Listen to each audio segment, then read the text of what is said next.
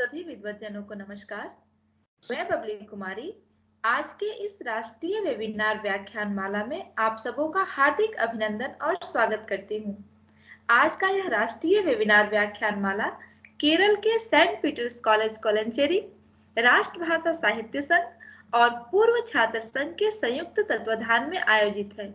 बड़े हर्ष के साथ मैं आप सबको अवगत कराना चाहती हूँ कि सेंट पीटर्स महाविद्यालय महात्मा गांधी विश्वविद्यालय कोट्टायम की एक अंगीभूत इकाई है। 1964 से स्थापित यह महाविद्यालय आज एक स्नातकोत्तर महाविद्यालय के रूप में जाना जाता है। 1999 से यहाँ हिंदी विभाग भी स्थापित है। यहाँ के 3 अलग अलग विभागों में शोध कार्य चल रहे हैं।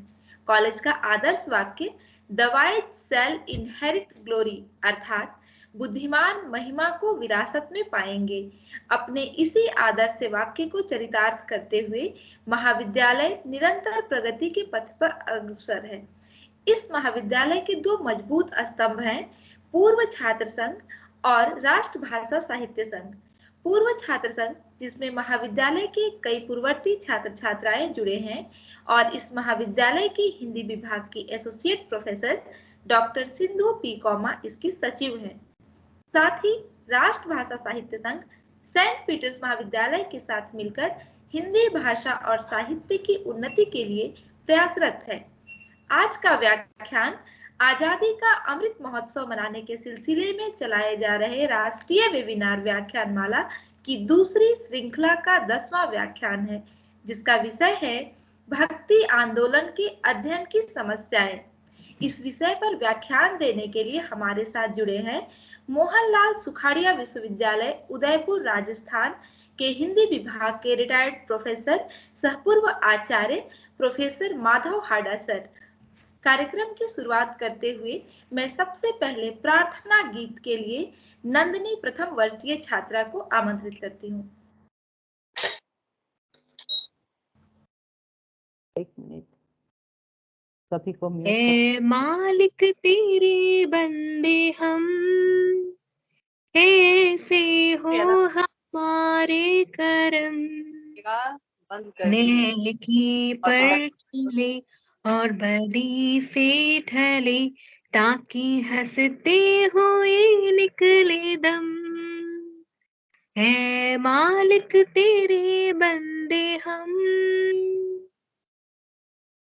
ये अंधेरा घना छा रहा, तेरा इंसान घबरा रहा। ये अंधेरा घना छा रहा, तेरा इंसान घबरा रहा। हो रहा बेखबर कुछ ना आता नजर, सुख का सूरज छिपा जा रहा। है तेरी रोशनी में जो दम, तू अमावस को कर दे पूनम। नेकी पर चले और बदी से ढले, ताकि हंसते हुए निकले दम।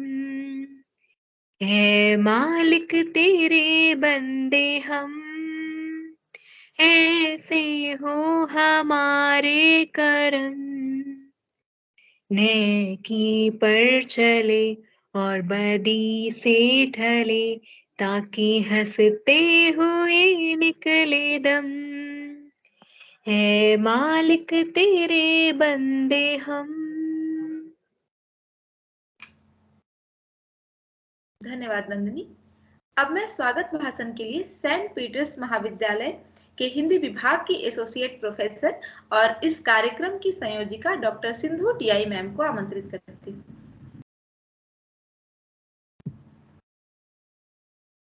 आजादी के अमृत महोत्सव के सिलसिले में आयोजित दूसरी राष्ट्रीय वेबिनार व्याख्यान माला के 10वां व्याख्यान के अध्यक्ष हमारे कॉलेज के प्राचार्य डॉक्टर शाजू वर्गी सर, मुख्य अतिथि Indian institute of advanced studies Shimla के पूर्व अध्येता एवं राजस्थान के मोहनलाल सुखाड़िया विश्वविद्यालय के हिंदी विभाग के भूतपूर्व अध्यक्ष एवं प्रोफेसर माधव हाड़ा जी, भारतेंदु भवन के दीपेश चंद्र जी हमारे साथ जुड़ गए हैं। दीपेश जी दूसरे विश्वविद्यालयों एवं महाविद्यालयों से जुड़े हुए प्राध्यापक बंधुओं, शोध छात्रों, सेंट पीटर्स कॉलेज कोलंचेरी के हिंदी विभाग के प्रिय अध्यापक बंधुओं, पूर्व छात्र संघ के सदस्यों, राष्ट्रभाषा साहित्य संघ के सदस्यों, सबको मेरा प्रणाम।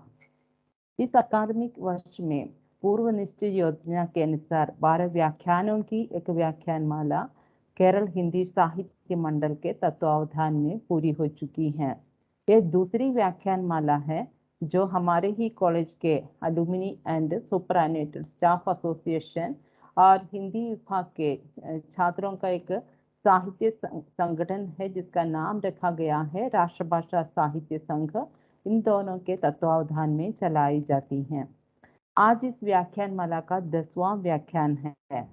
इस राष्ट्रीय वेबिनार के अध्यक्ष हमारे कॉलेज के प्राचार्य डॉक्टर शाजू वर्गीस सर हैं।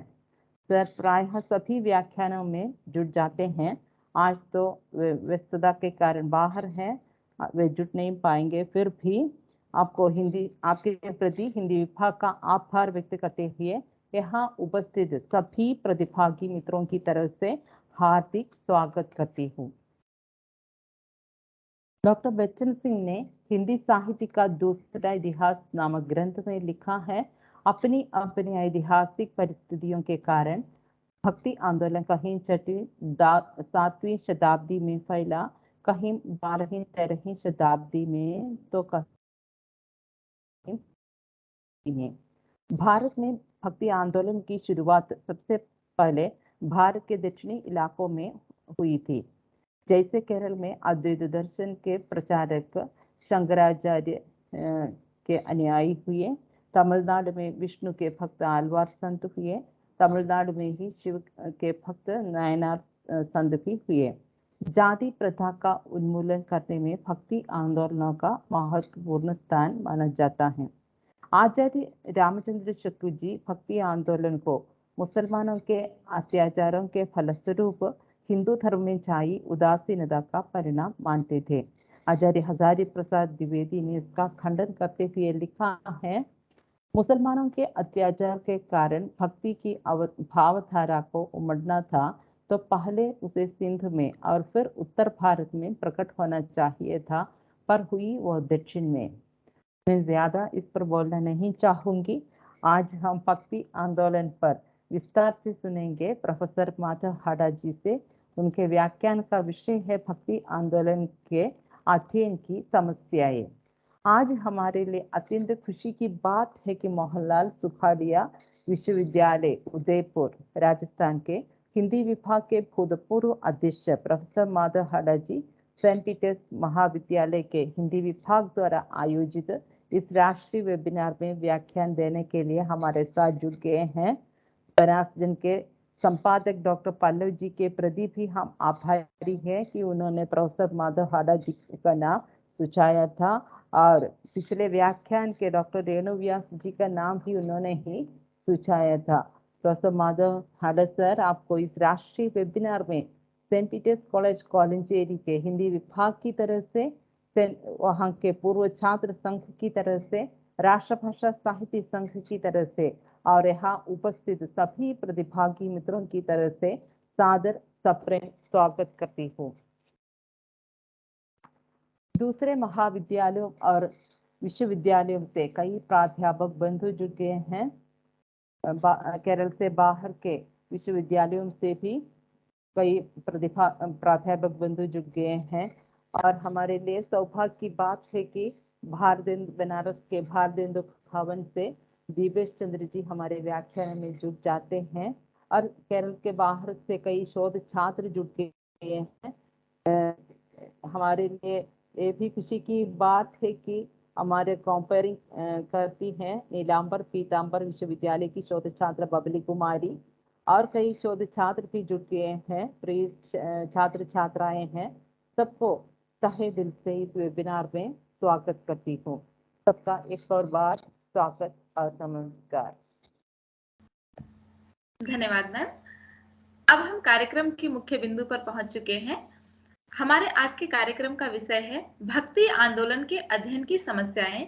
इस विषय पर वक्तव्य के लिए हमारे साथ जुड़ गए हैं हिंदी के जाने माने आलोचक प्रोफेसर माधव हाडा सर, जो मोहनलाल सुखाड़िया विश्वविद्यालय उदयपुर राजस्थान के हिंदी विभाग के रिटायर्ड प्रोफेसर एवं पूर्व आचार्य हैं।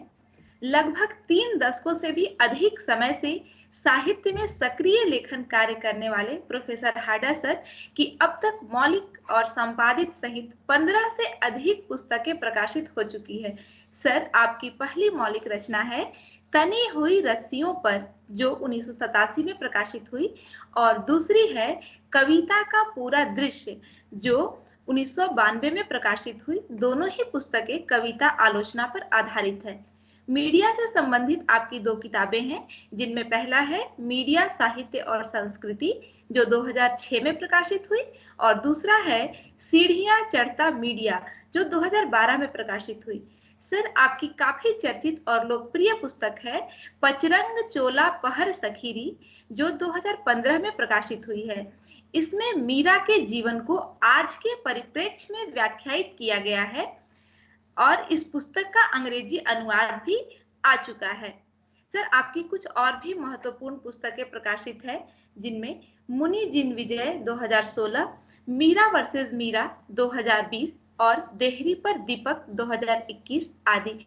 हाडा सर, आपने कई पुस्तकों का संपादन भी किया है, जिनमें प्रमुख है लय 1996, कथेतर 2017, मीरा रचना संचयन 2017, सूरदास तुलसीदास अमीर खुसरो मीरा 2021 और सनय काट न लागय 2021।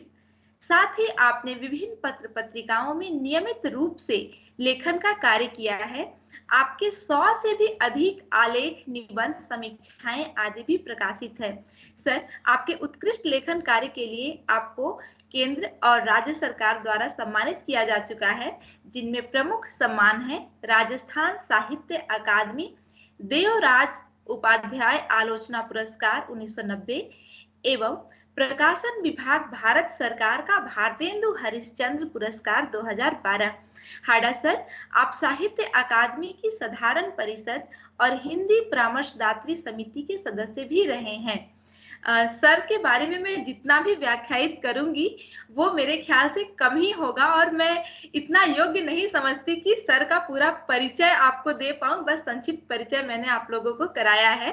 सर, मैं तहे दिल से इस वेबिनार में आपका हार्दिक स्वागत करती हूं और मुख्य भाषण के लिए आपको आमंत्रित करती हूं। धन्यवाद बबली कुमारी जी। हिंदी विभाग कॉलेज राष्ट्रभाषा संघ के संयुक्त तत्वावधान में आयोजित इस व्याख्यान माला में मैं वक्ता के रूप में आप सभी का हार्दिक स्वागत और अभिनंदन करता हूं।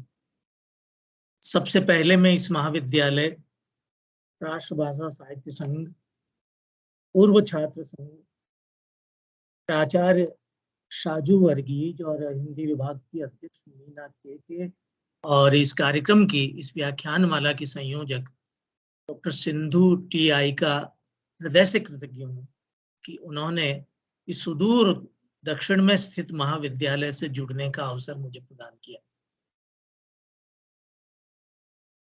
मैं इस बात से भी अत्यंत प्रसन्न हूँ कि हिंदी भाषा के उत्थान के लिए, उसके प्रचार प्रसार के लिए सुदूर दक्षिण भारत का एक महाविद्यालय इस तरह से प्रयत्नशील है, और ये दायित्व डॉक्टर सिंधु टी.आई. निभा रही हैं। इसलिए मैं उनकी सराहना करता हूं और उनको बधाई देता हूं। ये विषय मैंने अपने लिए स्वयं चुना है। भक्ति आंदोलन का दक्षिण भारत से और खास तौर पर केरल से बहुत गहरा और निकट का संबंध है। अक्सर उत्तर भारतीय लोग ये जानते नहीं है। अभी उत्तर भारत में भक्ति आंदोलन की जो पहचान और समझ है, उसमें दक्षिण भारत के निर्णायक और बहुत महत्वपूर्ण योगदान की अक्सर चर्चा नहीं होती, जो होनी चाहिए। भक्ति आंदोलन हमारे यहाँ पाठ्यक्रमों का हिस्सा भी है और उस पर अध्ययन और शोध की लंबी परंपरा भी है। लेकिन अब लगता है कि इसकी पहचान और समझ पर पुनर्विचार होना चाहिए। निरंतर इसको समझते जानते हुए, पढ़ते पढ़ाते हुए बराबर ये महसूस होता रहा कि इसकी ठीक पहचान बनाने में कई मुश्किलें हमारे सामने हैं। आज बहुत विस्तार से मैं आपके सामने कुछ समस्याओं की चर्चा करूंगा जो भक्ति आंदोलन के अध्ययन के दौरान और इसकी पहचान और समझ बनाने के दौरान हमारे सामने आती। पहली बात जो मैं आपके सामने करना चाहूंगा वो ये है कि भक्ति आंदोलन की पहचान और समझ उपनिवेश काल के दौरान बनी।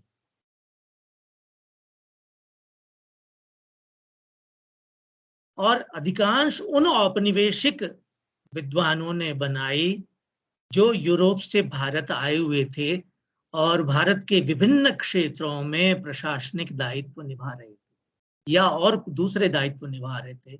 उन्होंने अपनी रुचि के तहत भारत की विभिन्न भाषाओं का अध्ययन किया और यहाँ के बहुत सारे महत्वपूर्ण कवियों और मनीषियों को पढ़ा, समझा और अपनी रुचि और संस्कार के अनुसार उन्होंने उनकी पहचानें बनाई। उपनिवेश काल में बनी हुई ये पहचानें आज भी जारी हैं, इनमें कोई रद्दोबदल नहीं। दूसरा ये कि इन 100 वर्षों में 100-200 वर्षों में शोध और संसाधनों का दायरा भी बढ़ा हुआ है। हमारे सामने कई महत्वपूर्ण चीजें आ गई। अभी हमने भक्ति आंदोलन की पहचान और समझ में इन नए शोध आयामों को शामिल नहीं किया है, उनकी भी जरूरत है।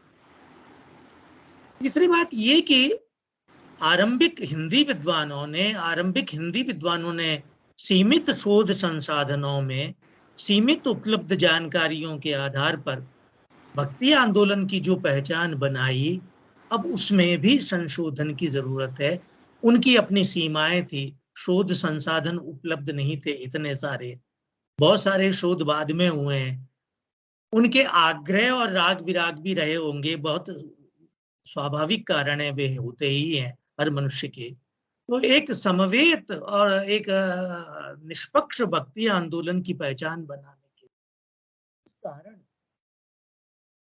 जरूरत है। यूरोपीय विद्वानों की समझ और संस्कार यूरोपीय था, इसमें दोष देने की आवश्यकता नहीं है, वे इसके लिए किसी भी तरह अपराधी नहीं है, लेकिन उनकी समझ और संस्कार यूरोपीय थी और यूरोप और भारतीय समाज और संस्कृतियां बिल्कुल भिन्न प्रकार की, दो भिन्न प्रकार के आयाम, दो भिन्न प्रकार की स्थितियां। उन्होंने अपनी समझ और संस्कार के आधार पर भक्ति आंदोलन की एक पहचान बनाई। ऐसे बहुत सारे विद्वान हैं, जैसे कबीर जिन्होंने पढ़ा, सबसे पहले जिन्होंने कबीर पर लिखा G.H. वेस्टकोट है, शार्लोट है, गिलक्रिस्ट है, थॉमस कॉलब्रुक है, कैप्टन रॉबर्ट है, मोनियर विलियम्स है, ग्रियर्सन है, जॉर्ज ग्रियर्सन जिनकी हिंदी में हम बहुत चर्चा करते हैं, L.P. टेस्सीटोरी है, राजस्थान में एक और विद्वान थे, लेफ्टिनेंट कर्नल जेम्स टोड है। इन सब ने मिलकर भक्ति आंदोलन की एक समझ और पहचान उपनिवेश काल में बनाई। उनके संस्कार, उन भारतीय समाज के बारे में उनकी राय अलग किस्म की थी, इसलिए उन्होंने जोर भारतीय समाज को ठहरा हुआ मानकर उसकी पहचान बनाने पर दिया। उनके हिसाब से भारतीय समाज ठहराव और गतानुगतिक समाज, इसलिए उन्होंने जानबूझकर ऐसे तत्वों पर जोर दिया जो असाधारण थे, जैसे रहस्य और रोमांस वाला जो पक्ष है उस पर सबसे अधिक जोर दिया। दूसरा, उन्होंने हमारे वैविध्य की भी अवहेलना की। भारतीय समाज यूरोप की तरह एक रूप समाज नहीं है, भाषा की दृष्टि से भी, संस्कृति की दृष्टि से भी इनमें बड़ा वैविध्य है। और क्योंकि वे यूरोप से आए थे, उनके यहाँ एक संस्कृति और समाज की एक रूप पहचान थी, जबकि हमारे यहाँ थोड़ी थोड़ी दूर पर सांस्कृतिक इकाइयां बदल रही थी, उनका रहन सहन बदल रहा था, खान पान बदल रहा था। लेकिन उन्होंने इन सब को समझने के लिए एक रूप मानक तय किए, एक रूप कसौटियां तय की, और इस आधार पर उन्होंने भक्ति आंदोलन की एक पहचान बनाई। दूसरी महत्वपूर्ण बात यह कि स्रोत सीमित मात्रा में उपलब्ध थे उनके पास भी। जैसे रॉबर्ट वेस्टकोट या शार्लेट वार्डेविल ने जब कबीर की पहचान बनाई, उनके पास स्रोत सीमित। जेम्स टोड ने जब मीरा के संबंध लिखा था, तब उनके पास संसाधन सीमित थे, स्रोत सीमित थे। सभी इस तरह के लोग हैं। पैसी तोरी ने जब भाषाओं के संबंध में लिखा, तो उनके पास स्रोत सीमित थे। इसलिए अब जरूरत है कि हम इस पहचान पर पुनर्विचार करें। हमारे मन और मस्तिष्क में, हमारे संस्कार और स्मृति में भक्ति काल की वो औपनिवेशिक पहचान अब भी है। जब भी हम किसी मनीषी को पढ़ते समझते हैं, किसी प्रवृत्ति को पढ़ते समझते हैं, तो हमारा औपनिवेशिक संस्कार और स्मृति उसके साथ चलती है। बाद में हम बहुत सारे ऐसे पक्षों पर भी थोड़ा विचार करेंगे। एक भक्ति आंदोलन की सार्वदेशिक पहचान, उसकी व्याप्ति का दायरा बहुत बड़ा है, थोड़ा सा हमें उसे भी समझना चाहिए। भक्ति आंदोलन की व्याप्ति बहुत दूर दूर तक है। सारा भारतवर्ष, उत्तर से लगाकर दक्षिण तक, पूर्व से लगाकर पश्चिम तक, सारा भारतवर्ष 10-12 शताब्दियों तक निरंतर किसी न किसी तरह भक्ति आंदोलन की विभिन्न प्रवृत्तियों से, उसके विभिन्न स्वरों से आंदोलित और प्रभावित रहा है। ये बहुत महत्वपूर्ण है। उसके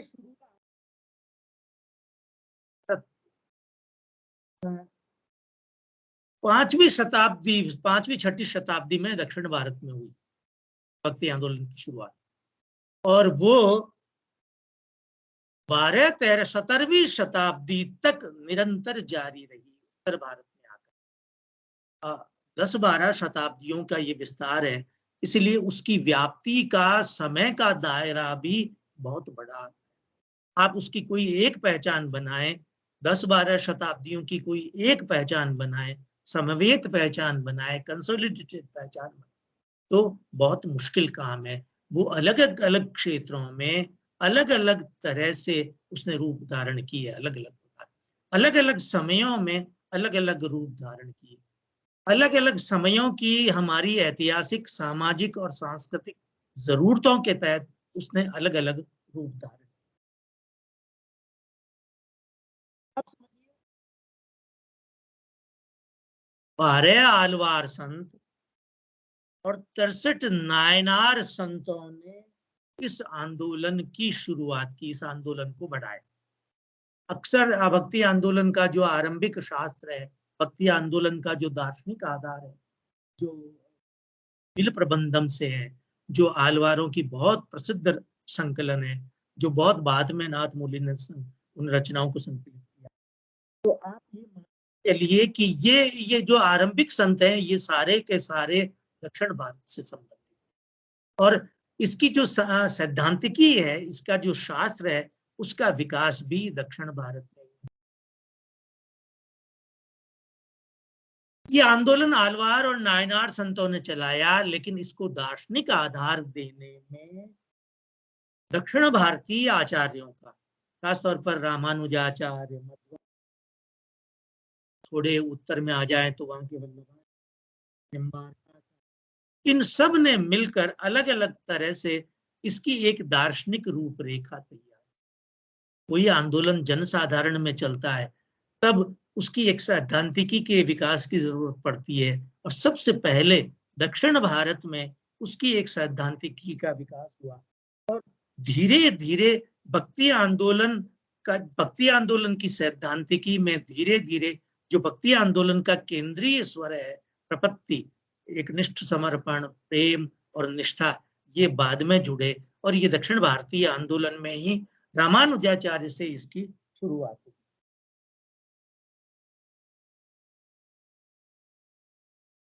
एक और बात जो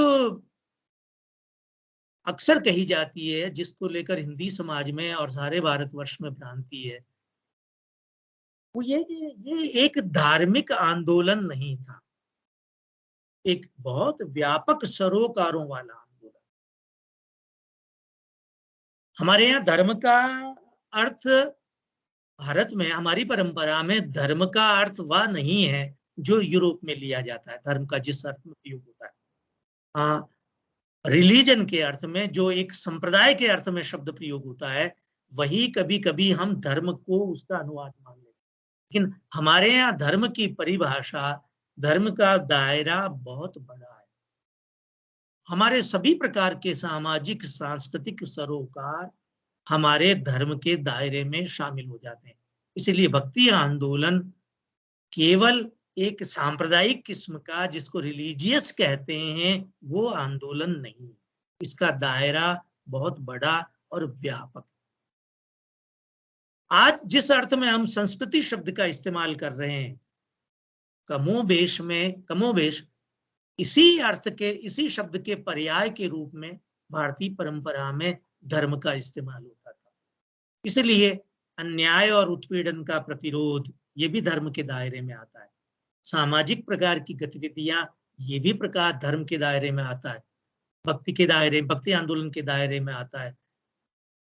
आप जब भक्ति आंदोलन के दूसरे रूपों का, सांप्रदायिक रूपों का विकास समझने की कोशिश करेंगे तो आप देखेंगे कि ऐसा कुछ भी नहीं था मनुष्य के जीवन में जिसको भक्ति आंदोलन ने अपने प्रभाव क्षेत्र में, अपने दायरे में नहीं लिया हो। यहाँ तक कि साम्राज्यवाद का प्रतिरोध भी भक्ति आंदोलन में शामिल, भक्ति आंदोलन के दायरे में। उसका कारण ये है कि हमारे यहाँ कर्म, विचार, इन सबको सामाजिक वैधता इस आधार पे मिलती है कि वो धर्म में मान्य है। आप जानते हैं दक्षिण भारत के लोग अधिकांश यहाँ जुड़े हुए, आप जानते हैं कि एक गांव की या कस्बे की सभी प्रकार की सामाजिक और सांस्कृतिक गतिविधियों का केंद्र मंदिर होता है। लंबे समय तक उत्तर भारत में भी यही परंपरा थी। सभी प्रकार की सामाजिक सांस्कृतिक गतिविधियों का, वो केवल धर्म का केंद्र नहीं है, केवल आपकी मुक्ति और मोक्ष के लिए एक स्थान नहीं है। वो सभी प्रकार की आपकी सामाजिक गति, विवाह से लेकर जन्म संस्कार से लेकर सभी गतिविधियां मंदिरों में धर्म के दायरे में।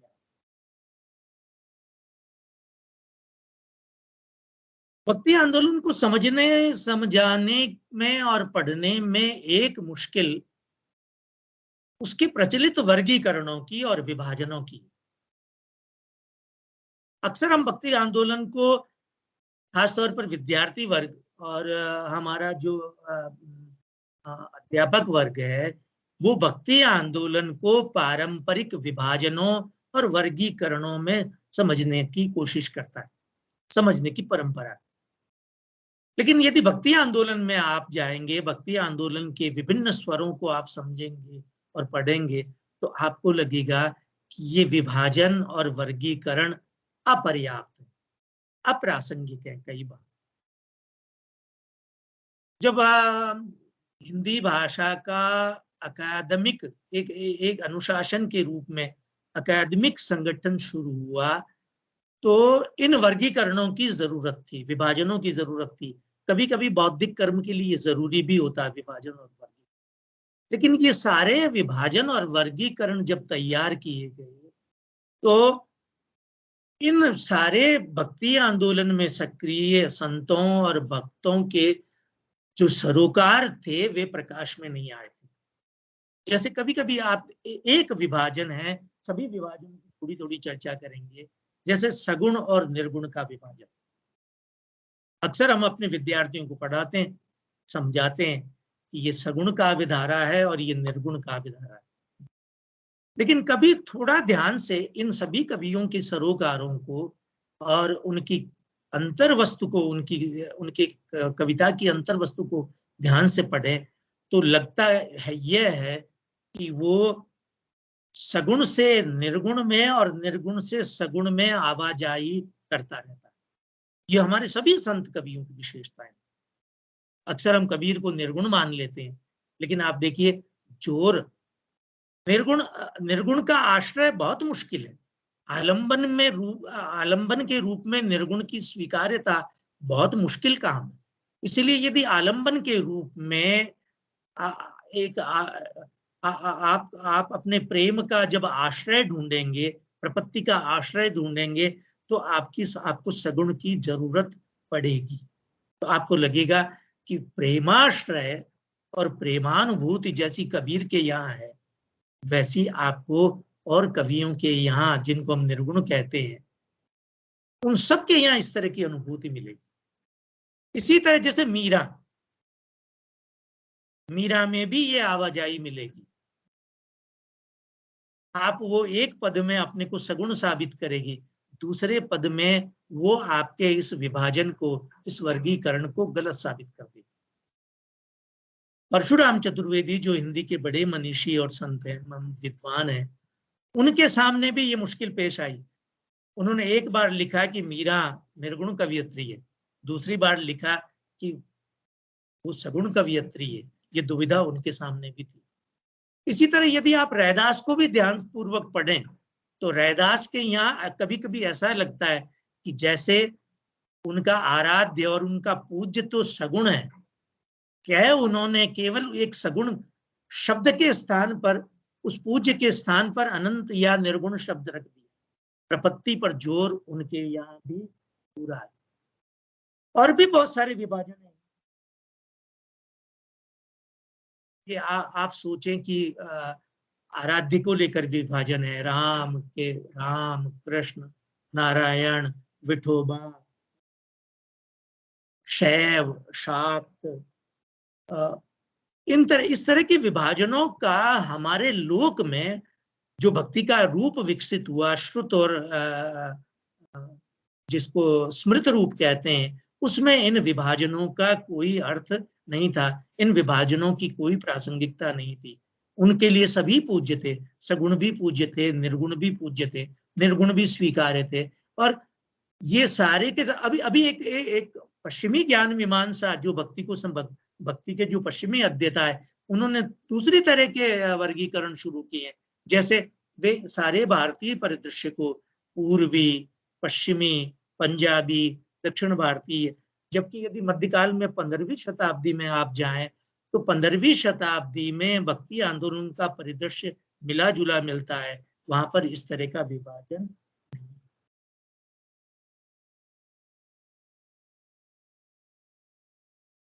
एक और सवाल जो भक्ति आंदोलन से जुड़ा हुआ है, जो भक्ति आंदोलन की प्रमुख समस्या हमारे और खास तौर पर हमारे पश्चिमी विद्वानों ने, यूरोपीय विद्वानों ने उसको और मुश्किल को और बड़ी मुश्किल बना दिया,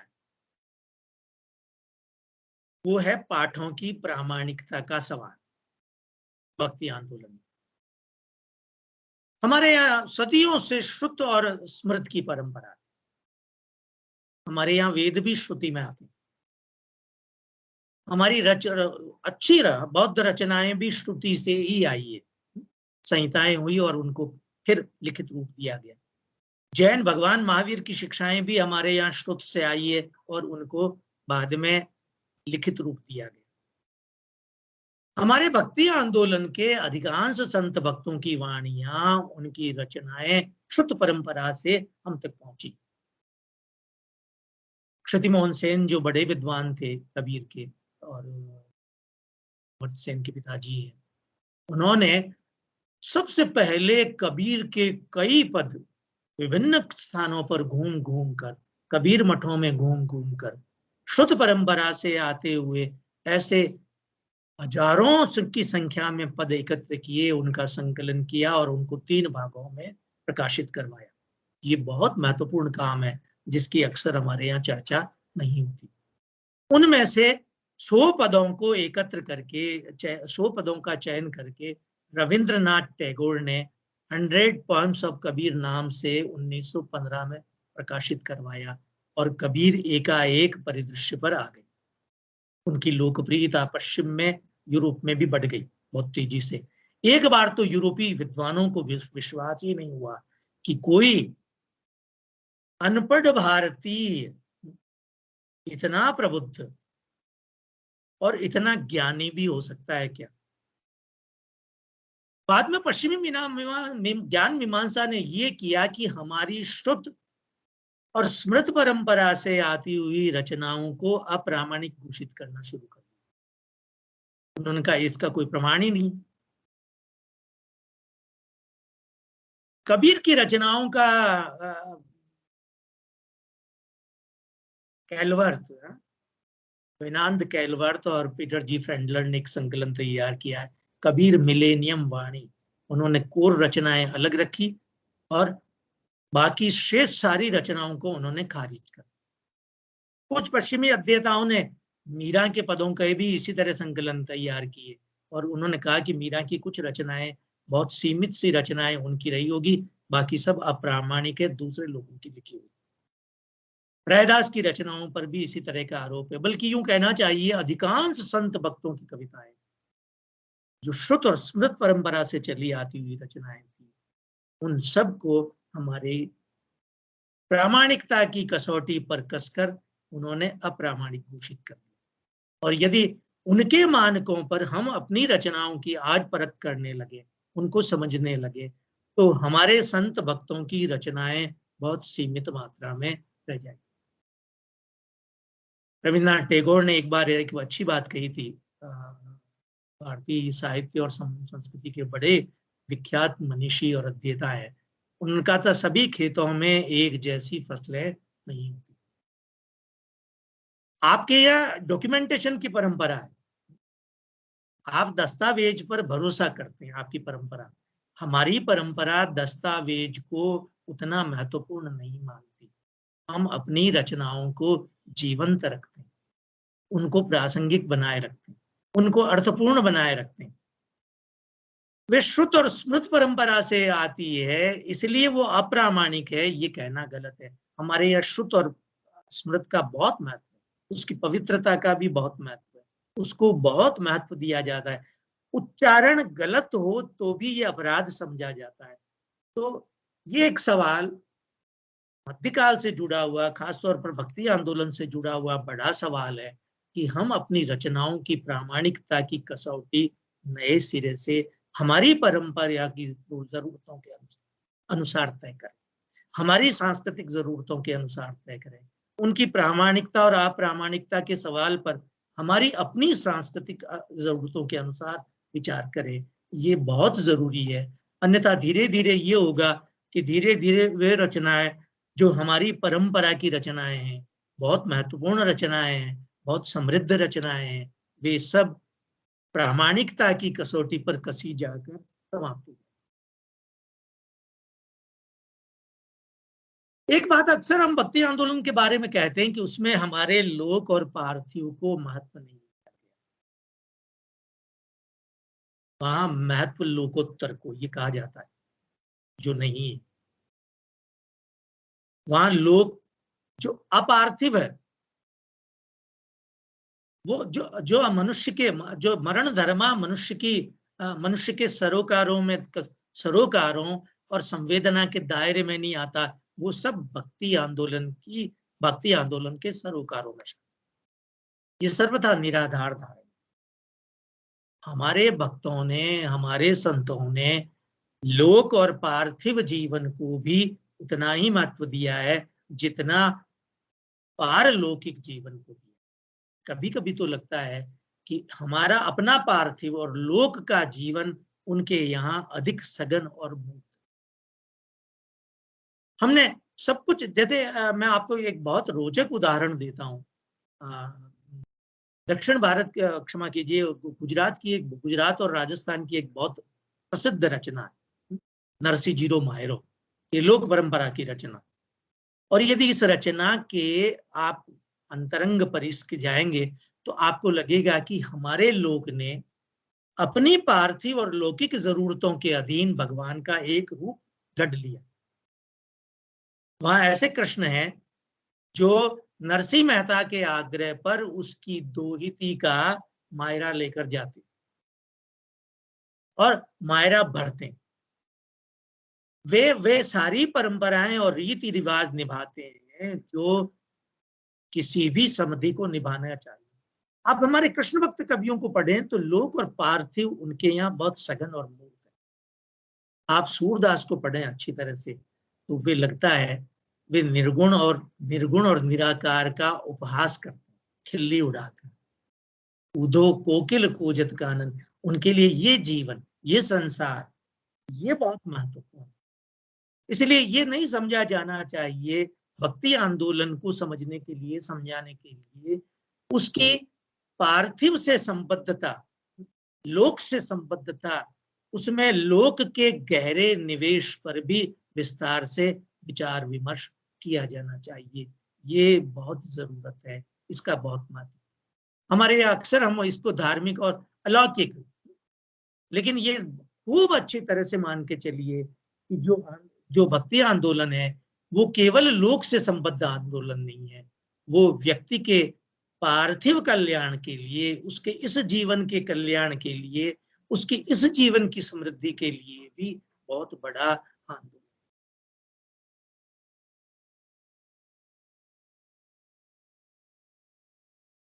भक्ति आंदोलन की संवेद पहचान बनाने के लिए ये जरूर समझा जाना जरूरी है कि भक्ति द्राविड़ उपजी।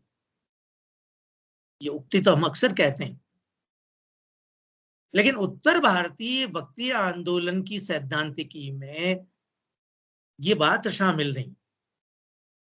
अक्सर हम जब उत्तर भारतीय भक्ति आंदोलन की बात करते हैं तो सूर, कबीर, तुलसी और जायस्ती तक सीमित करते हैं, और उसके आदि स्रोत तक जाते हैं तो हम भागवत तक सीमित कर देते हैं। भक्ति आंदोलन को यदि आपको समग्रता में समझना है तो ये बहुत जरूरी है कि हम देखें कि वो दक्षिण भारतीय भक्ति आंदोलन का उत्तर भारतीय विस्तार, जिसे आज हम भक्ति आंदोलन के रूप में जानते हैं। ये समझना बहुत जरूरी है कि उसकी जड़ें, भक्ति आंदोलन का खाद पानी और जड़ें दक्षिण भारत। 12 आलवार संत थे, उनमें से निम्न जाति के भी थे और उनमें स्त्रियां भी थी।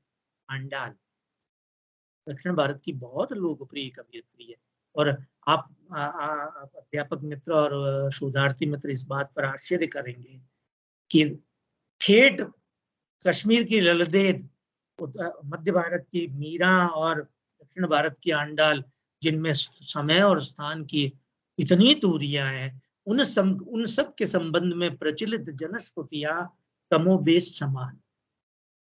मीरा के संबंध में भी जो जनश्रुतियां हैं वे वही है जो दक्षिण भारतीय आंदोलन में सक्रिय आंडाल से संबंधित।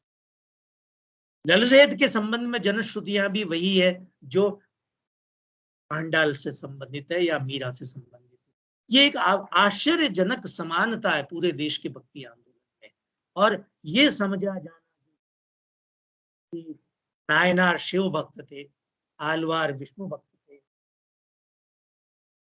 आलवारों में आंडाल थी, नायनारों में कराईकल थी, और आप देखिए कि मैंने प्रारंभ में बताया कि इनको दक्षिण आदमी, और सबसे महत्वपूर्ण बात जो जोड़ी गई दक्षिण भारतीय भक्ति आंदोलन, जो दक्षिण भारतीय सब आंदोलन का सबसे महत्वपूर्ण योगदान भक्ति आंदोलन को है, वो है भक्ति के साथ प्रपत्ति का संयोग। ये इससे पहले नहीं था। नाथ मुनि ने एक बहुत रोचक बात कही जो भक्ति आंदोलन के सारे परिदृश्य को बदलने वाली है, इससे पहले बदल देने वाली है। नाथ मुनि ने कहा द्विज जाति में नहीं हुआ, न मैं वेदों को जानने वाला हूं, न मैं अपनी इंद्रियों को जीत पाया हूं। इस कारण है भगवान ये आपके प्रकार अन्य किसी का भरोसा नहीं। अब देखिए 3 अर्हताएं थी भक्त होने की। सबसे पहले द्विज जाति द्विजाति कुल में उत्पन्न हुआ, ये आर्यता थी। ये परिवर्तन आप देखिए कि 8वीं-9वीं शताब्दी में ही हो गए दक्षिण भारत में, और यदि प्रपत्ति भक्ति के साथ नहीं जुड़ती, ये तीन आर्यताएं समाप्त नहीं होती, तो भक्ति आंदोलन का दायरा आज जितना बड़ा है उतना बड़ा नहीं होता। द्विज जाति कुल, नाथ मुनि ने कहा मैं नहीं हूं। फिर उन्होंने कहा कि वेद ज्ञान, ये भी मुझे नहीं है। तीसरी आर्यता थी इंद्रिय निग्रह, उन्होंने कहा ये भी मैं नहीं कर सकता, लेकिन मैं एक काम कर सकता हूं, वो ये है कि मैं आपके चरणों में समर्पित हूं और कोई विकल्प मेरे पास नहीं है मुक्ति का। आप मुझे मोक्ष प्रदान कर दीजिए।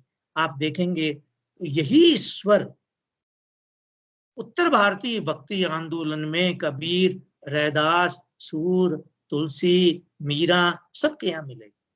प्रपत्ति, एक जिसे कहते हैं प्रेम, गति, आत्मसमर्पण, ये सबसे बड़ा परिवर्तन था जो दक्षिण भारत का योगदान भक्ति में है। वहां से फिर ये उत्तर भारत में आई।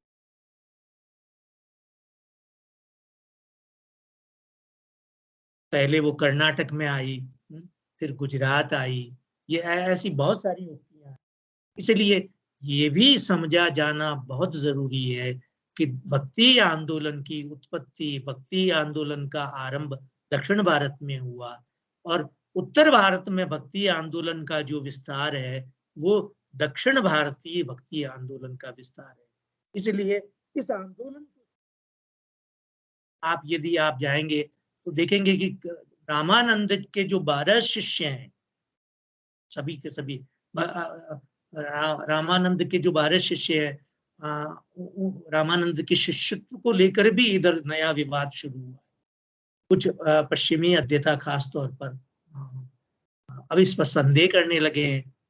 मैंने कहा कि आप अपनी सांस्कृतिक जरूरतों के अनुसार बिना भारतीय समाज को और संस्कृति को समझे बिना बहुत सारे निष्कर्ष यूरोप के विद्वान निकालते हैं, पश्चिमी अध्येता निकालते हैं।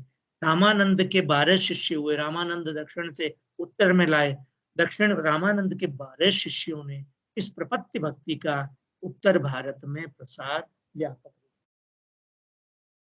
13वीं शताब्दी का समय। भक्ति आंदोलन पर बात करते समय एक जो समस्या है, अक्सर हम भक्ति को एक वचन मानते हैं, लेकिन भक्ति एक वचन नहीं है। सभी तरह से, क्षेत्र की दृष्टि से भी, समय की दृष्टि से भी, सरोकार की दृष्टि से भी, भावना की दृष्टि से भी भक्ति एक वचन नहीं है। दक्षिण भारत के भक्ति के बहुत बड़े विद्वान हैं, ए.के. रामानुजन। ए.के. रामानुजन ने एक बहुत महत्वपूर्ण बात कही। उन्होंने कहा कि मैं जो लिख रहा हूं, जितना मैं जान रहा हूं उतना लिख रहा हूं। जिस क्षेत्र के बारे में मैं जानता हूं उस क्षेत्र के बारे में लिख रहा हूं। इसको सारे देश के संदर्भ में नहीं लिया जाए। हमारे यहाँ सांस्कृतिक वैविध्य, क्षेत्रीय वैविध्य इतना है कि भक्ति को हम एक वचन में समझने की कोशिश करें तो बहुत मुश्किल हो जाए। भक्ति बहुवचन। भक्ति ने हमारी क्षेत्रीय जरूरतों के अनुसार, क्षेत्रीय सामाजिक और ऐतिहासिक जरूरतों के अनुसार अलग अलग रूप धारण किए। अलग अलग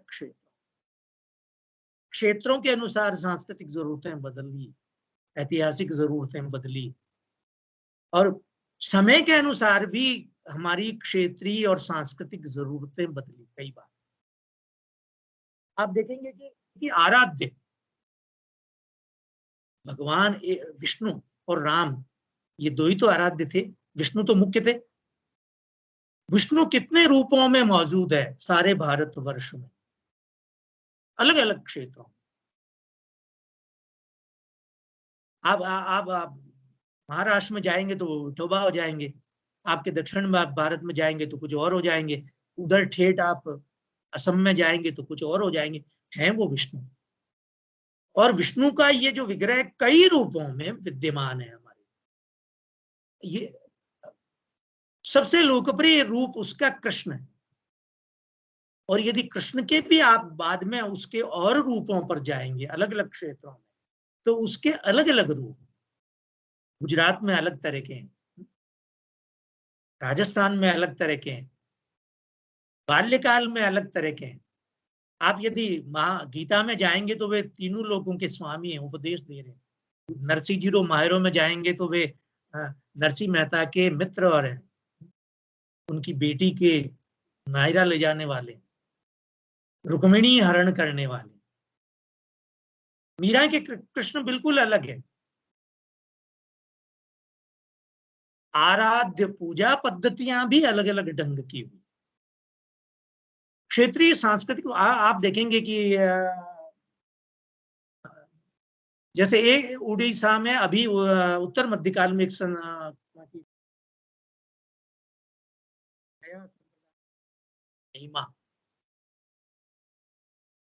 महिमा का सामाजिक और सांस्कृतिक योगदान बहुत है क्षेत्र में। एक पुनर्जागरण की भूमिका उस संप्रदाय ने निभाई। बंगाल में चैतन्य बहुत व्यापक। एक बात हमने और विचार नहीं की, जिस पर विचार किया जाना चाहिए भक्ति आंदोलन के सांप्रदायिकरण का भी, सांप्रदायिकरण तो नहीं कहा जाना चाहिए, उसको संस्थानीकरण कहा जाना चाहिए। संस्थानीकरण का भी बराबर महत्व। भक्ति आंदोलन के संस्थानीकरण ने हमारी सामाजिक प्रक्रिया में सक्रिय हस्तक्षेप किया। समाज सुधार के, समाज के पुनरुत्थान के कई आंदोलन चलाए। मैंने आरंभ में जैसा कहा, देखिए भक्ति आंदोलन ने पंजाब में जाकर सर्वथा नया रूप लिया सिख धर्म के रूप। और 10वें गुरु के समय हिंसा की भी जरूरत पड़ी और हिंसा भी भक्ति आंदोलन में मान्य की। वीर शैव आंदोलन जो दक्षिण भारत के क्षेत्रों में चला, अलग अलग वशेश्वर और अलग अलग क्षेत्रों में उसने अलग अलग रूप लिए। उड़ीसा में वारकरी संप्रदाय, क्षमा कीजिए महाराष्ट्र में, उसने अलग अलग विठोबा ने रूप लिए और एक तरह से सामाजिक जागरण का बहुत महत्वपूर्ण काम किया। इसलिए भक्ति आंदोलन के क्षेत्रीय वैशिष्ट्य को भी हमें ध्यान में रखना चाहिए। भक्ति आंदोलन की यदि आप कोई एक रूप पहचान बना रहे हैं तो ये ध्यान रखिए कि हमारे यहाँ सांस्कृतिक वैविध्य बहुत है, समय का जो उसका दायरा है वो भी बहुत बड़ा।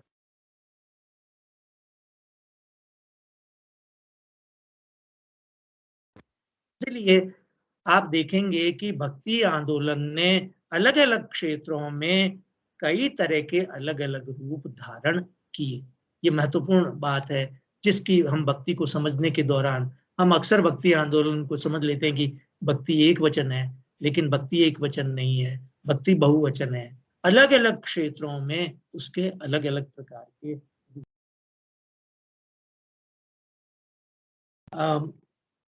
एक और बात जो और एक और अंतिम बात जो मैं भक्ति आंदोलन के संदर्भ में करना चाहता हूँ वो है भाषा। ये बहुत महत्वपूर्ण सवाल है जिसकी हम अनदेखी करते हैं भारत के संदर्भ में। भाषा का सवाल भारत के संदर्भ में बहुत महत्वपूर्ण सवाल है और यदि आप यूरोपीय नजरिए से उसको समझने की कोशिश कर रहे हैं तो बहुत मुश्किल हो जाएगी भारतीय भाषा परिदृश्य को समझने की। भक्ति आंदोलन की एक सबसे बड़ी उपलब्धि यह है कि वो देश भाषाओं का आंदोलन। भक्ति आंदोलन का भक्ति का देश भाषा में आना एक बहुत बड़ा क्रांतिकारी और निर्णायक परिवर्तन था। वे लोग जो ईश्वर से अपने संबंध को व्यक्त करने से, क्योंकि उनको संस्कृत नहीं आती थी, वंचित थे, एकाएक उनको अपनी बात कहने का अवसर मिल गया, मौका मिल गया, गुंजाइश हो गई, छूट मिल गई पूरी। आप भी कह सकते हैं, जिसको मराठी आ सकती है वो भी कह सकता है, जिसको कन्नड़ आती है वो भी कह सकता है, जिसको तमिल आती है वो भी कह सकता है, जिसको राजस्थानी आता है वो भी ईश्वर से अपने संबंध की बात सबके सामने कर सकता है। ये बहुत बड़ा और क्रांतिकारी परिवर्तन। भारतीय भाषा परिदृश्य को समझने के लिए उसके ऐतिहासिक विकास को समझना बहुत जरूरी है।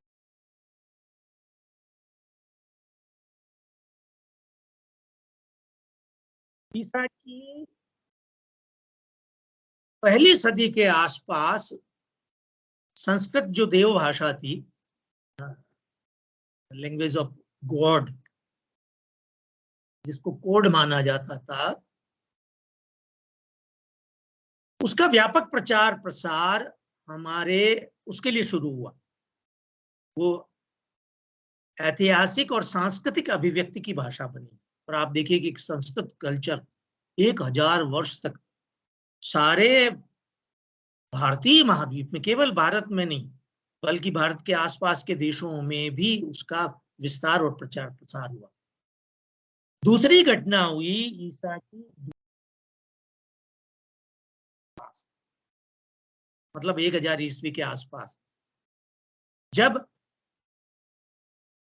संस्कृत का विस्थापन तो नहीं हुआ, ये नहीं कहना चाहिए, संस्कृत जारी रही, लेकिन देश भाषाओं की प्रतिष्ठा हो गई पूरे भारतवर्ष में। दक्षिण में भी एकाएक जो देश भाषाएं थी, कन्नड़, वहां की अपनी भाषाएं थी, उनको महत्व मिलने लगा संस्कृत के स्थान पर। उत्तर भारत में भी संस्कृत के स्थान पर उनको महत्व मिला। राज दरबारों में भी राज दरबारों की भाषाएं भी हो गई। प्राकृत बहुत सारी प्राकृत है, कई प्राकृत है, फिर अपभ्रंश, और बाद में जो देश भाषाएं विकसित हुई उनमें साहित्य होने लगा। और आप आश्चर्य करेंगे कि सारा भक्ति आंदोलन इन देश भाषाओं में हुआ। और इससे क्या हुआ, भक्ति की नागरिकता का दायरा, भक्ति बहुत सीमित लोगों के लिए थी, लेकिन देश भाषाओं में आ जाने से भक्ति की नागरिकता का दायरा एकाएक बहुत बड़ा हो गया। सब लोग, वे लोग जो सब अनपढ़ थे, आप देखिए भक्ति आंदोलन में जितने संत महात्मा है, जितने संत भक्त हैं उत्तर भारत में खास तौर पर, वे सब अशिक्षित है। कबीर तो कहते हैं मसी कागज छूयो नहीं, रैदास भी पढ़े लिखे नहीं थे।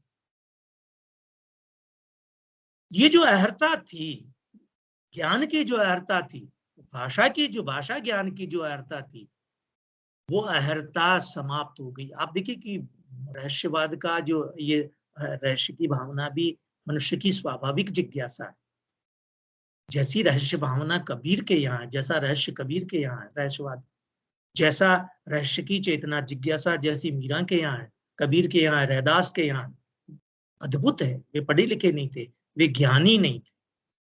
कबीर ज्ञानी नहीं थे, पढ़े लिखे नहीं थे, लेकिन उनको कहा ज्ञानी जी ही जाता है। ये भाषा का सब महाराष्ट्र का उदाहरण देता हूं, वो जो ज्ञानेश्वरी है, अक्सर ये उदाहरण बार बार दिया जाता है। अर्जुन भगवान श्री कृष्ण से कह रहे हैं, ज्ञानेश्वरी 2000 ओवियों की रचना, ये महाराष्ट्र का मराठी का एक काव्य रूप, और बहुत रसपूर्ण विवेचन है उसमें गीता का। लेकिन उसका आरंभ जब पढ़े तो आप उसमें अर्जुन श्री कृष्ण से कह रहे कि हे भगवान, संस्कृत नहीं आती, आप मराठी में कहिए। ये बहुत बड़ा और क्रांतिकारी परिवर्तन था भाषा के क्षेत्र। इसलिए भक्ति आंदोलन जब देश भाषाओं में आया तो भक्ति की नागरिकता का दायरा बड़ा हुआ, और वे लोग जो अपनी बात कह नहीं सकते थे भाषा की बाधा के कारण, ये अंतर्बाधा हटी और जनसाधारण ने अपनी बात अपनी भाषा में कहना शुरू किया। इससे आप देखें कि भाषाओं की अभिव्यक्तियां भी समृद्ध हुई। एक और बात जो महत्वपूर्ण है वो ये समझा जाना चाहिए कि भाषाई पहचाने एक हमारे मन और मस्तिष्क में जॉर्ज ग्रियर्सन, हम भाषाओं को जॉर्ज ग्रियर्सन के भाषाई सर्वेक्षण के आधार पर समझते देखते हैं। ये गुजराती है, ये मराठी है, ये कन्नड़ है, ये तमिल है, ये राजस्थानी है, ब्रज है, या अवधी है। मध्यकाल में आप देखेंगे कि भक्ति आंदोलन ही एक ऐसा आंदोलन था जब ये भाषाई पहचाने बाधा नहीं थी। भाषाई पहचाने तो रही होगी, मराठी भी रही होगी, कन्नड़ भी थी, लेकिन इनमें आदान प्रदान और अंतर क्रिया इतनी ज्यादा थी। आखिर सारा भक्ति आंदोलन दक्षिण भारत में पैदा हुआ और उत्तर भारत में आया, कोई भाषाई अंतर बाधा नहीं थी। भक्ति आंदोलन गुजरात में भी फला फूला। नरसिंह मेहता राजस्थान में भी लोकप्रिय थे, जो गुजरात में फले। मीरा जो राजस्थान में हुई, गुजरात में भी लोकप्रिय थी, वो दक्षिण भारत तक भी गई, वो ब्रज प्रदेश में भी गई। इसलिए यदि जॉर्ज ग्रियर्सन की भाषाई पहचानों में औपनिवेशिक जो भाषाई पहचान है, उनके आधार पर भी आप भक्ति आंदोलन को समझना चाहेंगे तो बहुत मुश्किल हो जाएगी। भक्ति आंदोलन को समझने में बहुत सारी अंतर बाधाएं, बहुत सारी मुश्किलें हैं। सबसे बड़ी मुश्किल जिसका जिक्र मैंने आपके सामने किया है वो है कि सबसे पहले औपनिवेशिक पहचान से मुक्त होना बहुत जरूरी है। भक्ति आंदोलन की जो पहचान बनी वो औपनिवेशिक है। उपनिवेश काल में कई विद्वान थे, मनीषी थे, मैं कहीं भी उनकी मंशा पर संदेह नहीं कर रहा। जॉर्ज ग्रियर्सन बड़े मनीषी थे, बड़े विद्वान थे, लेकिन उनकी समझ और उनका संस्कार यूरोपीय था।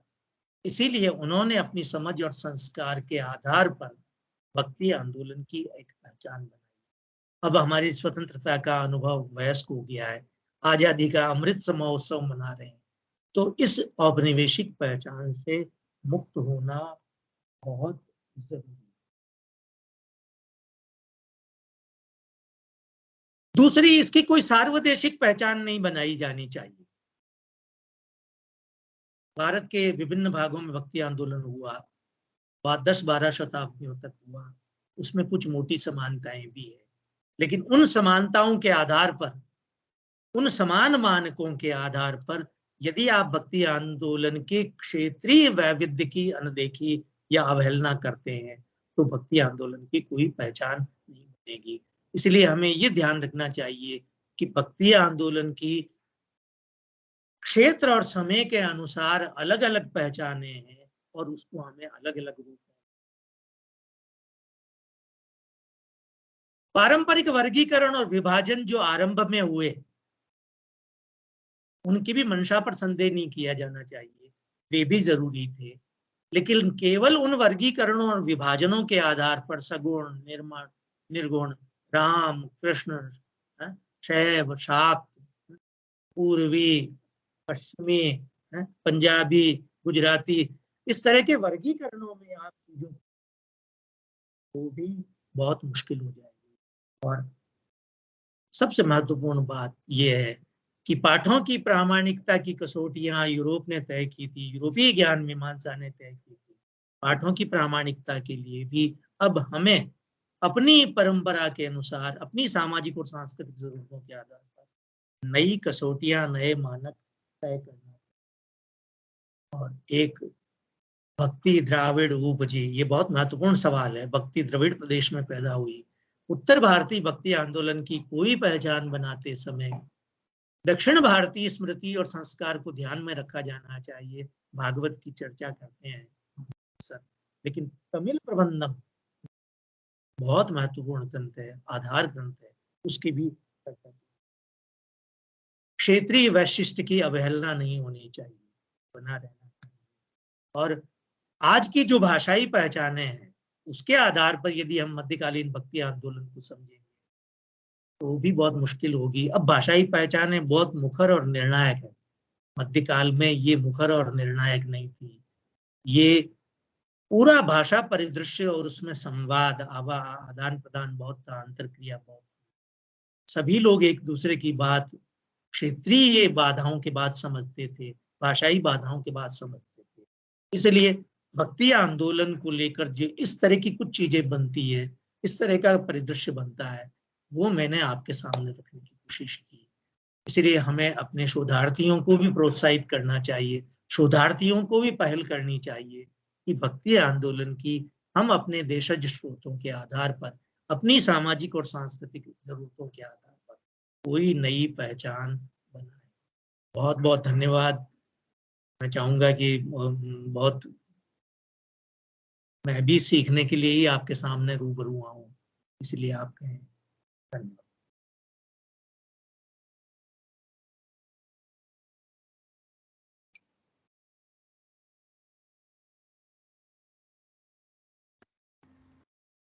धन्यवाद सर। आपने बहुत ही बारीकी से भक्ति जैसे गूढ़ विषय को सुलझाने का काम किया है और इस बात को सुन के हम सब बहुत लाभान्वित हुए हैं। सर, आपने इस बात की ओर भी हमारा ध्यान आकृष्ट कराया है कि भक्ति कभी भी एक वचन नहीं हो सकती है, क्योंकि हमारा देश क्षेत्रीय विविधताओं से भरा हुआ है और विविधता ही हमारी एक तरह से पहचान है। तो भक्ति आंदोलन की क्षेत्र और समय के अनुसार पहचान बनाए रखने के साथ ही इसके औपनिवेशिक पहचान से मुक्त करना अति आवश्यक है। सर, आपका बहुत बहुत धन्यवाद कि आप इतना महत्वपूर्ण बात हम लोगों को बताए और आने वाले समय में निश्चित ही ये शोधार्थियों को एक नया मार्ग प्रशस्त करेगा। बहुत बहुत धन्यवाद सर। अब चर्चा का समय है। मैं सभी प्रतिभागियों से अनुरोध करती हूँ कि यदि आपका कोई प्रश्न है तो सर से पूछें।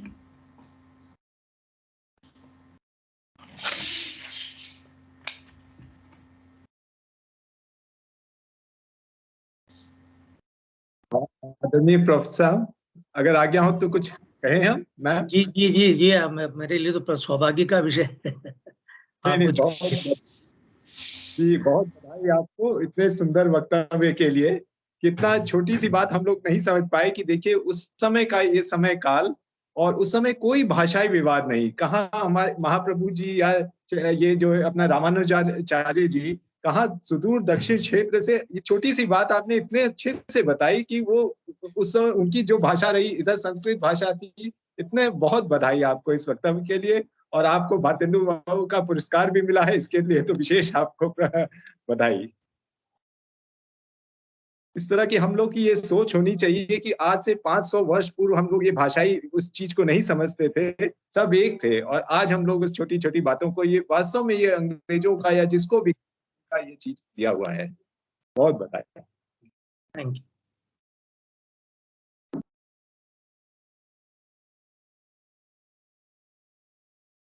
सर, आपने बड़े विस्तार के साथ भक्ति आंदोलन की समस्याओं पर अपने विचार प्रकट किए, ठीक है। नए ढंग से भक्ति आंदोलन को समझने का मौका मिल गया। बहुत बहुत आभार सर, बहुत बहुत धन्यवाद सर। हम भी इसी तरह तो नई दृष्टि से भक्ति आंदोलन पर पढ़ने का और अध्ययन। दिनेश जी कुछ पूछना चाहते हैं, हाथ खड़ा किया। हाँ जी, सबसे पहले मैं क्षमा चाहता हूँ कि मेरे हिंदी इतना अच्छा नहीं है। कोई बात नहीं ना सर, हिंदी तो हमारी भी हमारी हमें दुख है कि हमें मतलब मेरी कन्नड़ उतनी अच्छी नहीं। मेरा प्रॉब्लम है, आपने साउथ में आलवार और नायर के बारे में बताया है और आंडाल के बारे में बताया, लेकिन मेरा सवाल ये है कि आपने ये अक्का महादेव को क्यों छोड़ दिया? अरे देखिए, वो कभी मैं मुझे क्षमा करें, अक्का महादेवी का बहुत बड़ा कंट्रीब्यूशन है, इसमें कोई संदेह नहीं। वो गलती से हुआ होगा। आप कभी कभी बहुत सारी चीजें कहने में कुछ चीजें रह जाती है। अक्का महादेवी बहुत बड़ा नाम है दक्षिण भारत का भक्ति आंदोलन क्षेत्र में। और जब नाम लेते हैं हम भक्ति आंदोलन में स्त्रियों का, तो सबसे पहले नाम अक्का महादेवी का ही आता। उनके वचनाएं बहुत प्रसिद्ध है ना? बहुत प्रसिद्ध व्यक्ति।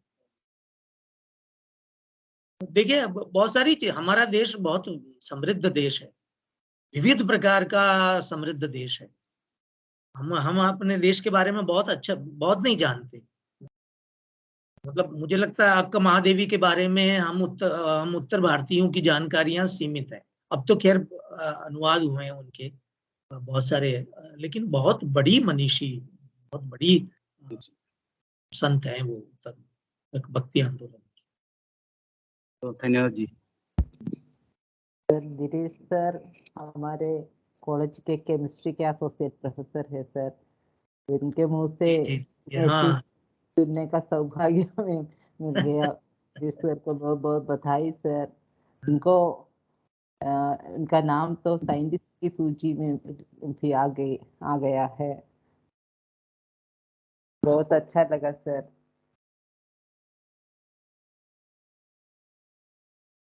Sindhu ji thank you sir, आपका भी। सर मेरा एक प्रश्न है। जी जैसे आपने अपने व्याख्यान के दौरान ये कहा कि जो हम लोग एक पारंपरिक तौर पे जो भक्ति काल का विभाजन चला हुआ आ रहा है, जैसे निर्गुण भक्ति, सगुण भक्ति, उसके बाद भी हम सगुण में अलग अलग बांटते हैं कि राम भक्ति शाखा, कृष्ण भक्ति शाखा, है ना। सर तो आखिर एकेडमिक स्तर पर हम किस तरह से इसका विभाजन करेंगे? देखिए, मैंने भी कहा कि देखिए किसी भी अकादमिक काम में और किसी भी बौद्धिक काम में वर्गीकरण और विभाजन की जरूरत तो पड़ती है। ये आपकी बात सही है। किसी भी अकादमिक और किसी भी विद्यार्थी के लिए के पास इसका कोई विकल्प नहीं है। लेकिन यदि आप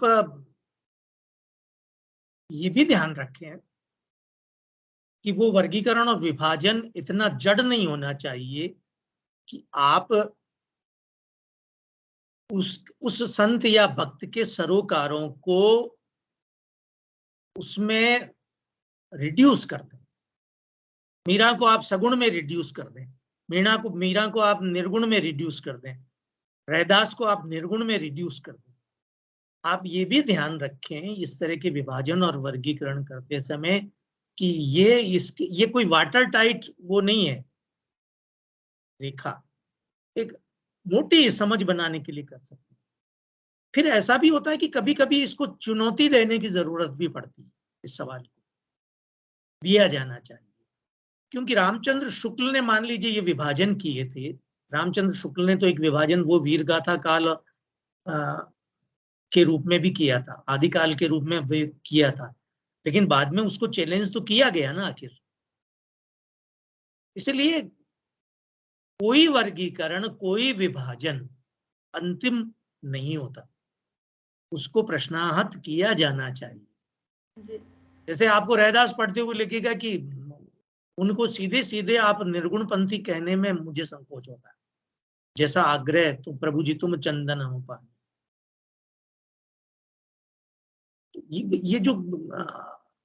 ये जो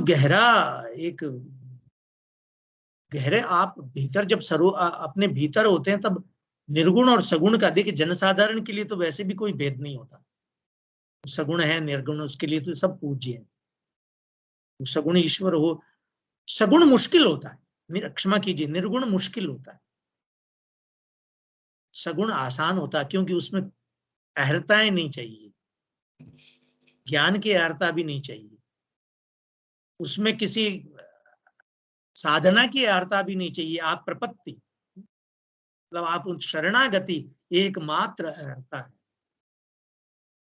तो मुझे लगता है कि अधिकांश भक्त, आप देखिए रैदास भी जब उदाहरण देते हैं तब उन्हीं के दे रहे हैं, द्रौपदी, प्रहलाद, सदना, कि उनके उद्धार किए, मेरा भी कीजिए। कि आपने उन सबको याद रखा, वो पापी थे, मैं भी पापी हूं, मुझे मेरा भी कर दीजिए, ये शरणागति है। तो शरणागति अंततः सगुण में ही संभव है, ये ध्यान रखिए। तो जो निर्गुण होता है वो भी अंततः सगुण तो होता ही है, सगुण होना उसकी मजबूरी है। सूरदास ने पूरा भ्रमर गीत प्रसंग पढ़ जाइए, तो वो जो निर्गुण की जो निरर्थकता है उस पर वो बहुत बारीकी से जोर देते हैं। जनसाधारण के क्या काम का वो, ले जा अपना, ये जो समझते हैं उनको समझाना, हमें तो भगवान ही समझ में आते हैं, ईश्वरी भी समझ में आता है। तो कोई विभाजन और वर्गीकरण हिंदी में तो क्या, देखिए ये सारे विभाजन उस समय हुए तो आजादी के अमृत महोत्सव 75 साल तो हो ही गए हमको, और मान लीजिए शुक्ल जी ने किए, परशुराम चतुर्वेदी ने किए, तो अब उन पर पुनर्विचार तो किया जाना चाहिए। इसमें क्या बात है, नए शोधार्थियों को सोचना चाहिए कि उनकी प्रासंगिकता कितनी है। हाँ, लेकिन अब ये विद्यार्थी के लिए आधा बुनियादी काम करने वाले विद्यार्थी के लिए, स्नातक स्तर के विद्यार्थी के लिए तो विभाजनों की, वर्गीकरणों की जरूरत, उसका महत्व भी रहेगा, मानना चाहिए। धन्यवाद सर। यानी कि आप ये प्रश्न शोधार्थियों और विद्यार्थियों के ऊपर छोड़ते हैं कि वो किस तरह से इसे डिफाइन करेंगे। निश्चित ही मुझे लगता है कि ये भक्ति काल के अध्ययन की बड़ी समस्या, मुझे लगता है कि ये काम करने के लिए एक बेहतरीन विषय है और इस पर वास्तव में सोचा जाना चाहिए। धन्यवाद सर, बहुत बहुत धन्यवाद आपका। सर मेरा है सर, आपने व्याख्यान में बताया कि भक्ति के साथ प्रकृति का संयोग है, तो थोड़ा विस्तार से बताएं। तो देखिए, भक्त होने के लिए जो अर्हताएं थी वो मैंने नाथ मुनि के माध्यम से समझाया। उन्होंने कहा, हे भगवान, मैं द्विज जाति नहीं हूँ, हे भगवान मुझे इंद्रिय निग्रह भी नहीं आता, और हे भगवान मुझे वेद भी नहीं आते, और मैं आपके चरणों में हूं, आप मेरा उद्धार कीजिए। तो ये जो 3 अर्हताएं हैं, शरणागति, आपकी शरण में हूँ, बस आप संभाल लीजिए, मैंने पाप किए हैं, मैं कुकर्मी हूँ। सूरदास तो कहते हैं, हाँ प्रभु हों पतितन कोटि को। तुलसीदास भी यही कहते हैं बार बार कि जैसे हैं वैसा मेरा उद्धार, मैं आपके चरणों में पड़ा हूं,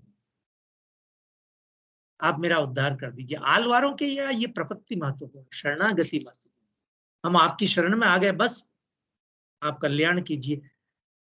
शरणागति है, ये प्रपत्ति है, प्रेम, एकांत निष्ठा और समर्पण। शरणागति, ये 3-4 चीजें अगर आपके पास है तो आप भक्ति के भक्त होने के लिए मोक्ष के उत्तराधिकार, मोक्ष के अधिकारी हैं, मुक्ति के अधिकारी, और कुछ नहीं चाहिए। ये बात आ गई तो फिर तो हर कोई, सब कोई भक्त हो गए ना। शरणागति तो आसान है।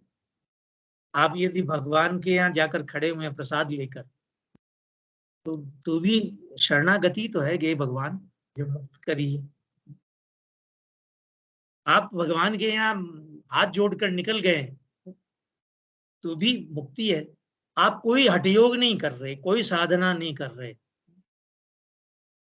रस गगन गुफा में अजर जरे जैसा आपके पास कोई योग्यता नहीं है, लेकिन शरणागति, आपकी शरण में हूं, मेरी मुक्ति कीजिए, बस।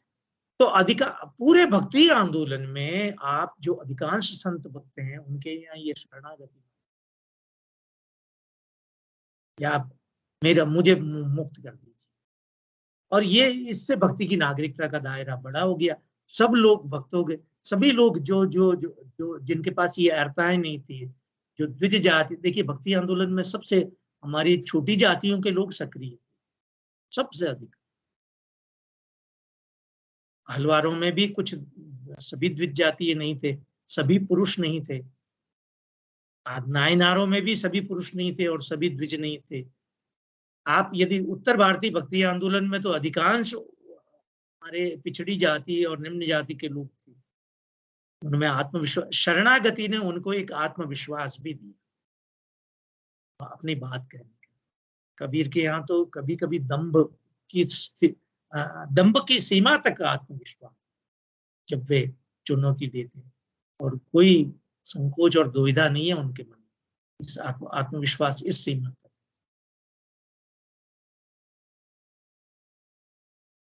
सर आपने तो बहुत बारीकी से उसे समझा है, तो हम अगर किसी को कुछ शंका हो तो पूछ सकते हैं। और प्रतिभागियों से अनुरोध है कि आप पर्सनल डिटेल्स भरने का फॉर्म तो मैसेज चैट बॉक्स में दिया और भी करने की कोशिश कीजिए।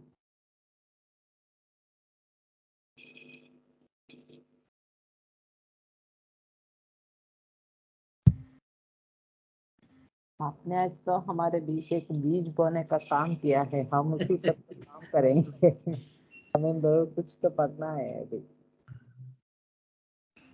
सर, जैसे कि हमारा समाज हम देखते हैं कि पहले भी जातियों में, वर्गों में, उपवर्गों में बटा हुआ था जिस तरह से, तो हम क्या ये मान सकते हैं कि जब भक्ति आंदोलन की शुरुआत हुई तो भक्ति ने एक तरह से सबको एक करने का काम किया। देखिए, ये जाति का सवाल भारतीय समाज के संदर्भ में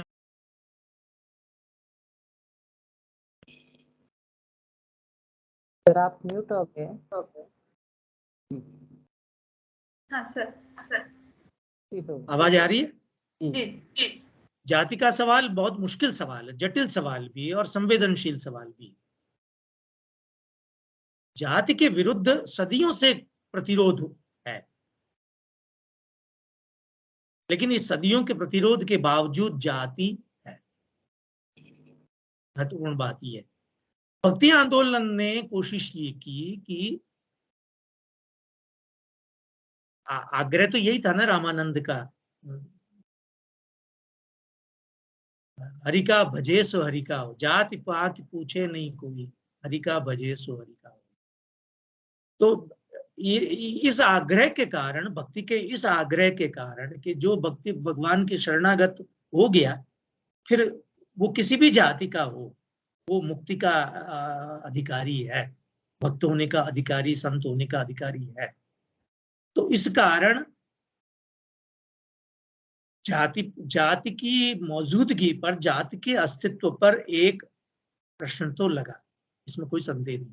भक्ति आंदोलन ने बड़े स्तर पर, भक्ति आंदोलन ने ऐसी नई जाति, भक्ति आंदोलन के दौरान ऐसी नई, जैसे आप कभी इस बात पर विचार नहीं हुआ अच्छी तरह से, एक आंदोलन चला निपख भक्ति, और ये आंदोलन चलाया दादू दयाल ने, और इसकी शुरुआत गुरु नानक ने की, ऐसा कहते हैं, और रैदास भी इसका